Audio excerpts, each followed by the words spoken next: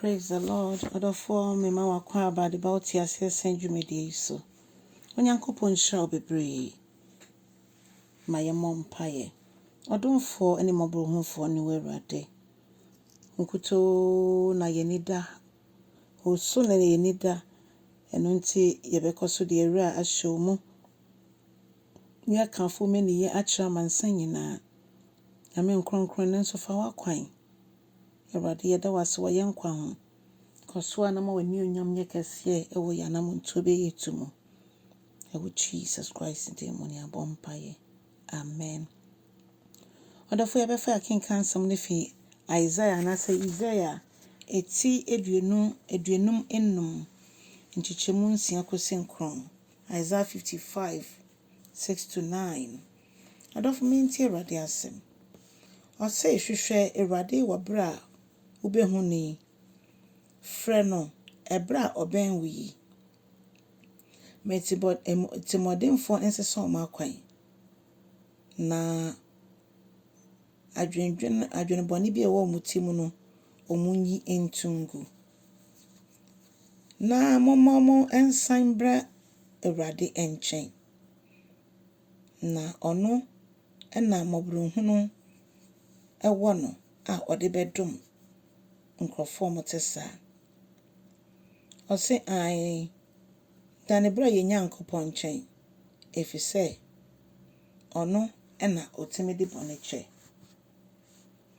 ose na dwene entise yen ya dwene na kwan so entise ya kwan efise se dia osoro emotwe efri asase ho no saa na Onyankopon na kwan so emotwe efri yen ya kwan ho yentimi kra emfa ntoto ho ewo kwan bia so efise nyame ye nyame na yenso ye nipa odofo Yesu kra ba asase so befa nipedue hye obomodian so de enuonyam nyina be ma Onyankopon no bi fra ne papa mpo se ba ko pe ne ye papa nanso na Yesu oni Onyankopon so ye pe.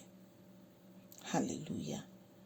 Odofo yentimi emfa ye nimde ne yenyansa enko emfa mbo obra ye boy ti ama Yesu kwan ma ne pedi ya bra bosoa ono nkasa ebedane ye obe church ye no betutu ya namon amaye eno ti sabre me pese me kanfo Yesu Kristo ma o se Yesu se opesa ojew efi wa ho hiahia mo opesa ojew efi obonsam nsi opesa ojew efi bonimo opesa ojew no ma ofa hudie efi se sabre wu ni Yesu afa na wo bonsam afa na bonsam edi nipa ye ne ope wabra ye gya ye hode ama no nanso Yesu abase ye benya fa hudie efi sanchichire nyina mu chodofo yo gidinia bo Yesu Kristo ho asempa ekira foforo efi se ni oda owuo mu ni oda oseye mu no ontimi beka Onyankopon meni ye efi se onson hweye na meni wo ya so ahwe no momma yenda na di na afoforo ehu se yesom nyame a ote ase Onyankopon a ne yemu ye na do ye doso yenim se ne waka fa ye ho bia obeji ye tata de ye wremu efi se ye dwendwen a yankasa ye ntimi nya solution aje se ye ma ono kwan se ono ankasa ntutu ya namon emfa mayen Ewurade yeda wase ye ntimi mfa wo ntutu bibia ho wado ye wunhira wadom no eboro ye nso aseda ben ye mfa ma ayeye ben ye mfa ma Yewra Yesu kire ye ne ayenye kire ne ayenye ne mfa nhye woni onyam yeda wase so wo de adom ye nsa wa me ye hu se ye ntem ne wo ntem no nka ye ntimi mfa ye ho ntoto ho okwan bia so nanso Yesu nti ama yetimi ne wo nyankita hodie ama yetimi ne wo di nkomo ewo bebi bia ye ho bia yeda wase ne yesa nyina nsa bua ye ntimi ntwe afoforo so embra wo Jesus na wiase nyina ho sampa oguso a wo je nkwa yɛda wase. Ɔdɔfoɔ kyɛ asɛm no wae. Yɛ ɔsɛmpɛka ne adwuma.